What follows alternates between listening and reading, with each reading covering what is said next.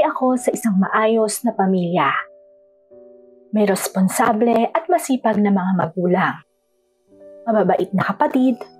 Higit sa lahat ay pinalaki kami ng may respeto sa kapwa at takot sa Diyos. Hindi nga pala kami mayaman, pero hindi rin naman mahirap. Kumbaga sakto lang ang aming pamumuhay, sapagkat may maayos na trabaho ang aming ama. Kaya naman lahat kaming magkakapatid ay maging hawang sabay-sabay na nakakapag-aral. Ngunit sa kasamaang palad ay nagkaroon ng problema ang aming pamilya. Hanggang sa kinailangan ko tuloy noon na maghinto ng pag-aaral. Panganay nga pala ako sa aming magkakapatid. At bata pa lang ay tinuruan na ako ng aming mga magulang na kapag wala sila ay ako ang bahalang magbantay at magprotekta sa aking mga kapatid. Kaya bilang nakatatanda, ay yun palagi ang ginagawa ko. Lalo na kapag kami ay nasa eskwelahan. Sa katunayan, ay hindi nga ako umuuwi nang hindi ko sila kasabay. Ayoko kasing dumating ang araw na baka may mangyari sa kanila. At pagkatapos, ay ako pa ang masisi ng aming mga magulang. Ngunit nang magkolehiyo na ako, ay doon na ako nahiwalay sa kanila. Hanggang sa natuto na rin akong mamuhay na mag-isa. O ano Norman, ready ka na bang mag-aral sa Maynila? Tanong sa akin ni Papa habang kumakain kami ng hapunan. Ready na po. Ang kaso lang pa, nag-aalala ako sa gastos doon. Sa pagkakaalam ko po kasi, mahal ang mga bilihin doon. Tugon ko naman dito. Huwag kang mag-alala doon, anak. Ako na bahala. Basta mag-aral ka lang ng mabuti at ipangako mo sa akin na kahit anong mangyari, magtatapos ka ng kolehiyo. Wika pa sa akin ni Papa. Tumangulang naman ako rito. Kahit pa ang totoo, ay kinakabahan talaga ako sa magiging buhay ko ron sa Maynila. Kung ako kasi ang papipiliin, ay mas gusto ko na lang na mag-aral sa malapit na kolehiyo sa amin. Dahil ang katwiran ko, ay kahit saan pa ako mag-aral ay makakatapos din naman ako. Subalit taliwas yun sa gusto ni Papa. Sapagkat mas marami raw ang oportunidad sa Maynila kesa sa probinsya. Kaya naman para hindi na kami magtalo pa nito, ay pinagbigyan ko na lang din siya. Dahil alam kong kabutihan ko rin naman ang iniisip niya. Kaya sa ayaw at sa gusto ko, ay wala akong nagawa, kundi sumunod na lang kay Papa. At sa unang araw ko sa Maynila, ay nanibago talaga ako. Nasanay kasi ko sa simpleng pamumuhay lang, na talaga namang ibang-iba rito. Masyado kasing mga liberated ang nakikita kong babae sa lugar na pinag-upahan ko. Bukod doon, ay kahit gabi na, ay nasa galaan pa ang mga ito. Kaya naman napapailing na lang talaga ako, at nasasabi sa sarili na, hindi ko ipagpapalit ang buhay ko sa probinsya. Mabilis na lumipas ang araw at naging maayos naman ang buhay ko sa bagong mundo ko. Mahirap ang mag-isa, ngunit akin namang kinakaya. Mabuti na nga lang ay nagkaroon rin ako ng mga kaibigan at sila ang tumulong sa akin upang makapag-adjust sa Maynila. Hindi naman nagtagal ay unti-unti na rin akong nasanay sa araw-araw na takbo ng buhay namin doon. Sa katunayan, ay nakakasabay na nga rin ako sa kanila. Ngunit pagdating naman sa galaan at bisyo, ay doon nila ako hindi maaasahan. Sapagkat ako ang tipo ng lalaki na may pagkakonserbatibo. Mas gusto ko kasing nasa bahay lang. O kaya naman, kung lalabas ako ay para magsimba lang. Ayoko rin kasing aksayahin lang ang perang ibinibigay sa akin ng mga magulang ko. Sapagkat alam kong pinaghirapan yun ni Papa. Kaya naman kapag may natitira akong allowance, ay isinisave ko talaga yon. Para kapag nangailangan ako, ay mayroon akong madudukot. Yun nga lang, ang naipon ko pa lang yun ay talaga namang may rason kung bakit ko ginagawa. Hanggang sa ibalita na nga lang sa akin ni Mama na na-stroke daw si Papa. Noong mga sandaling yun ay hindi ko alam kung ano ba ang aking nararamdaman. Para kasi kung ibon nun na nawalan ng pakpak para lumipad. Nang makita ko si Papa sa ganong kalagayan niya, ay halos mapaluha na lang ako. Hindi ko kasi ine-expect talaga na magkakaganon siya. Hindi ko tuloy alam noon kung ano ba ang aking gagawin. Lalo na't buong pamilya namin ay sa kanya lang nakaasa. Kaya bilang panganay na anak, ay ako dapat ang magsakripisyo. Nang sa ganon ay makapagpatuloy ng pag-aaral ang mga kapatid ko. Ayoko rin naman kasi na pati sila ay maghinto. Masyado pa silang bata para pasanin ang pagbabago ng aming buhay. Mas okay na sigurong ako na lang ang maghinto upang makatulong sa aming pamilya. Kaya naman, kahit labag pa sa loob ko ang magpaalam sa kolehiyong pinapasukan ko, ay pilit akong umalis doon. Wala rin naman kasing magawa noon si Mama, sapagkat alam niyang wala kaming ipon para sa pang-araw-araw na gastusin sa bahay. Mabuti na nga lang din ay hindi ako nahirapan na maghanap ng trabaho at napasok ako bilang isang waiter sa restaurant na malapit lang din sa pinag-uupahan ko. Yun nga lang, medyo may kalaitan lang ang sweldo sa umpisa. Pero para sa akin ay ayos na yon. Kesa naman, naghihintay ako sa wala. Bukod doon, ay mukha namang mabait ang may-ari ng restaurant. Sa katunayan, ay hindi na nga ako nito masyadong in-interview. Basta konting tanong lang ang ginawa niya sa akin. Konting suri sa aking katawan. At pagkatapos ay tinanggap na niya ako. Hanggang sa hindi ko nga alam na may kapalit pala ang bagay na yon. Isang araw, habang ako ay abala sa paglilinis ng mga lamesa sa restaurant, ay bigla na lang akong nagulat nang maramdaman kong may humawak sa puwitan ko.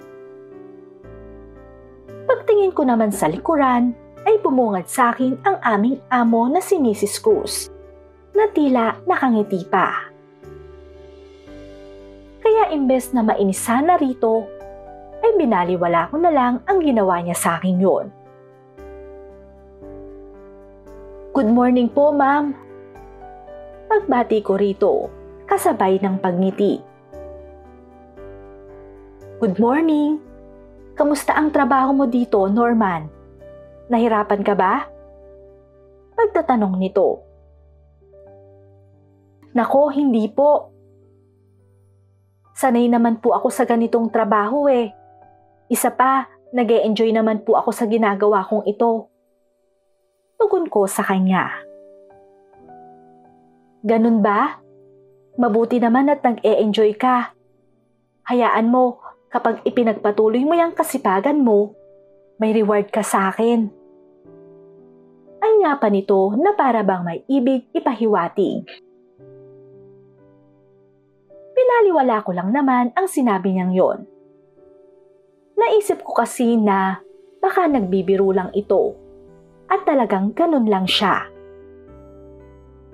Ngunit sa tuwing lumilipas pa ang mga araw, ay para bang mas nagiging malala lang ang ginagawa niya sa akin. At kapag ako lang ang nasa kitchen ng restaurant, ay bigla-bigla na lang itong sumusulpot doon. Lumalapit ito sa akin at panay ang himas lang niya sa aking dibdib. Panay rin ang pagbibigay ng motibo nito. Ngunit pilit ko yung iniiwasan. Ayoko kasing mag-take advantage sa aming amo, lalo na't iginagalang ko ito. Subalit, tila wala namang pakialam ito. Hanggang sa hindi ko na nga akalain na magagawa kong patulan siya kapalit ng aking trabaho. Isang gabi, habang papasara na sana ang restaurant na pinagtatrabahuhan ko, ay siya namang pagtawag sa amin ni Mrs. Cruz. Nagkaroon daw kasi ito ng biglaang bisita, kung kaya't kinailangan niyang magpa-deliver ng ipapakain sa mga yon. Mabuti na nga lang ay nung mga sandaling yon ay hindi pa kami nakakauwi. Kaya naman, pinagluto muna namin si Mrs. Cruz at saka i-deliver sa kanila. Isa naman ako sa naatasang mag-deliver doon. At kahit sana gusto kong tumanggi, ay wala naman akong nagawa. Dahil dadalawa na lang kami ng kasamahan kong naiwan. Pagdating namin sa bahay ni Mrs. Cruz, ay may mga ilan nga siyang bisita na tila galing pa yata sa ibang bansa. Base kasi sa usapan nila, ay ngayon lang uli sila nagkita-kita. Kung kaya't tila sabik na sabik sila sa isa't isa. Hindi naman ako agad pinauwi ni Mrs. Cruz. Pero ang kasama ko ay bumalik na sa restaurant dahil ito ang magsasara noon.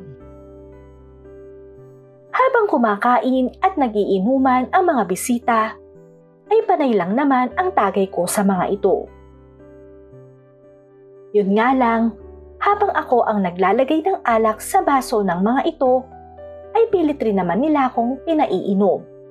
Dahilan para malasing ako.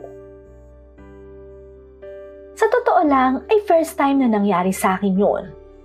At wala akong idea kung paano ako humantong sa ganong sitwasyon.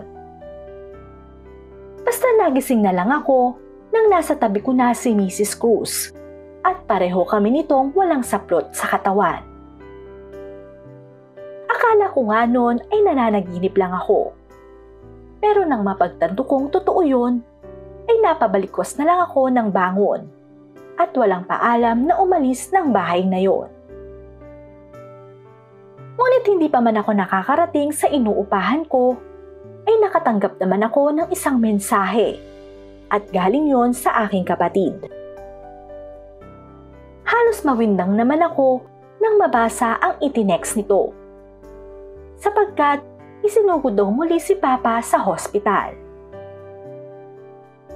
Hindi man sinabi ng aking kapatid na kailangan nila ng pera, ay nag-cash advance pa rin ako sa aming manager. Nang sa ganon ay may maipadala ko sa kanila.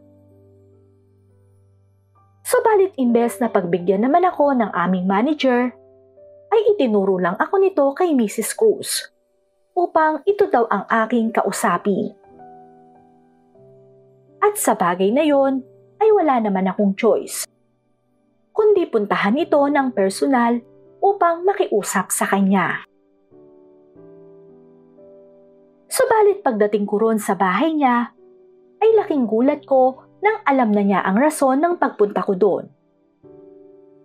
Pero bago ito pumayag, ay nakipagkasundo muna siya sa akin na handa daw siyang ibigay ang kailangan ko, kapalit ng katawan ko.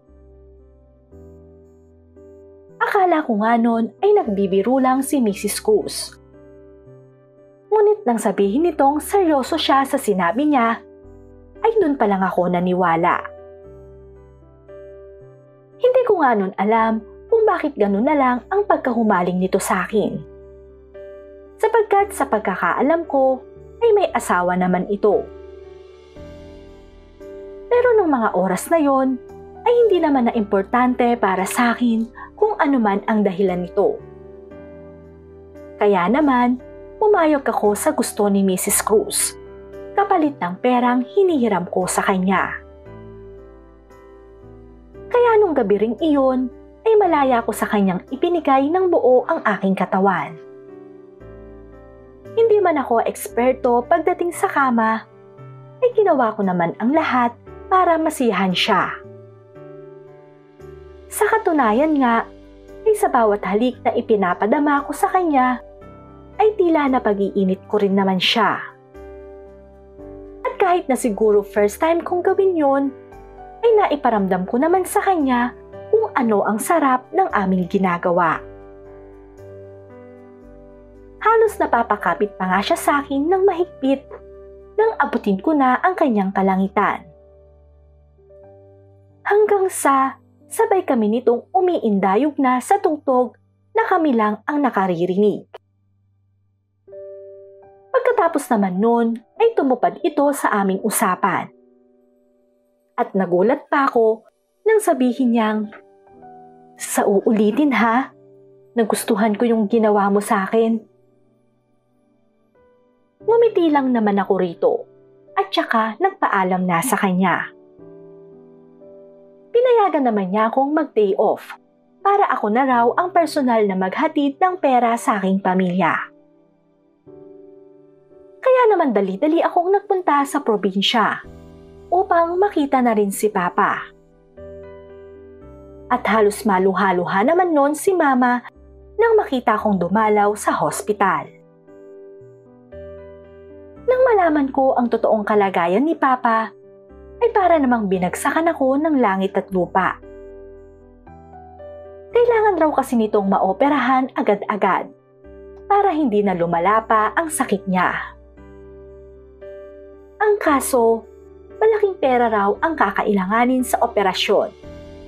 At sa sitwasyon ng pamilya namin na yon, ay hindi namin alam kung saan kukuha ng ganong kalaking pera. Kaya naman pagkabalik ko sa restaurant, ay para bang wala ang isip ko doon. Nagulat na nga lang ako nang ipatawag ako ni Mrs. Cruz dahil hindi ko pala napansin ang pagdating niya. Humingi naman ako ng paumanhin dito at sinabi ang rason ko kung bakit tila wala ako sa sarili. Mukha namang naintindihan niya yon. Bagkos ay binigyan pa niya ako ng option para daw pahiramin niya ako. "Sige po ma'am, kahit ano po yun, handa akong gawin. Basta mailigtas ko lang po si Papa." Maluha-luha akong wika dito. Nang sabihin naman niya ang kondisyon niya, ay pumayag na rin ako rito. Total naman, ay wala ring mawawala sa akin sa bagay na gusto ni Mrs. Cruz. Yun nga lang, ang kapalit naman nun ay ang pagsasakripisyo ko sa tunay kong kaligayahan. Pero sa panahong iyon, ay hindi na mahalaga yon. Dahil ang importante lang sa akin nun ay ang aking pamilya. Kaya naman bawat sabihin sa akin ni Mrs. Cruz ay sinusunod ko lang. Hanggang sa hindi ko akalain na darating ang panahon na mahuhulog rin ang loob ko sa kanya. Aminado ko na 10 taon ang tanda nito sa akin. At sa umpisa ng aming relasyon ay wala ako ni konting pagmamahal dito.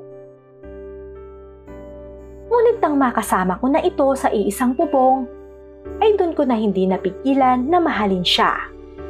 Lalo na't sa araw-araw na kasama ko siya, ay nakikita ko kung gaano kabait at kasweet ito. Kaya naman hindi nagtagal ay inamin ko na rin kay Mrs. Cruz ang totoo kong nararamdaman para sa kanya. At nalaman ko na wala pala talaga siyang asawa dahil matagal na itong patay. Hindi rin naman daw siya nagkaanak rito, kung kaya't wala daw akong dapat alalahanin kung sakaling magpakasal kami. Kaya dahil doon, ay nauwi sa seryosohan ang aming relasyon. Inalok ko si Mrs. Cruz ng kasal at tinanggap niya yon. At kahit alam kong hindi naging maganda ang simula ng aming samahan, basta ang mahalaga ay nagtapos naman yun sa pagmamahalan naming dalawa. Hanggang dito na lang ang aking kwento. Ang inyong tagapagbahagi, Norman.